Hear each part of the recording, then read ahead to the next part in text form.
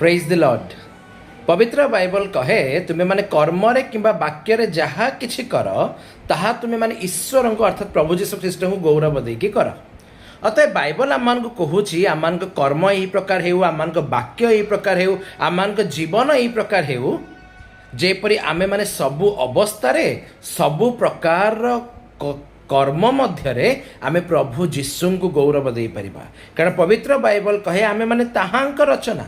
ईश्वर जे समस्त योजना पूर्वर करथिले से समस्त विषय साधन करिबा पई ख्रीष्ट जीशुंक ठारे सृष्ट। ख्रीष्ट रे मोर प्रिय माने बाइबल आज आमन को आह्वान करूछि, डाकुछि कर्म रे किंबा वाक्य रे जहा भी करूछ तुमे माने प्रभु को गौरव देबा पई कर। मु आपण मान को कथा कहि परिबे नाही, किंतु मु निज कथा कहूछि।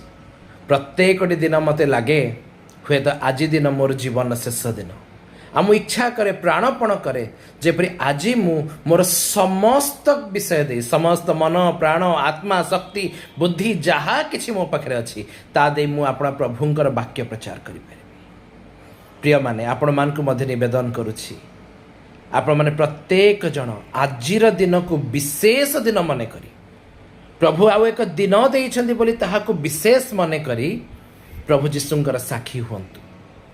कारण देखंतु प्रभु जीशु ख्रीष्ट शीघ्र आसुछन्ति।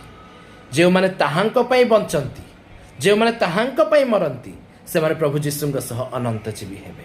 अतएव आसु आउ कहार पाप अपराध न गणु, किंतु जे प्रकार माने प्रत्येक निकट रे प्रभु जीशु को प्रचार करि परिबा प्रकाश करि परिबा सेथि निमंते ताहांक गौरव दे बंचु।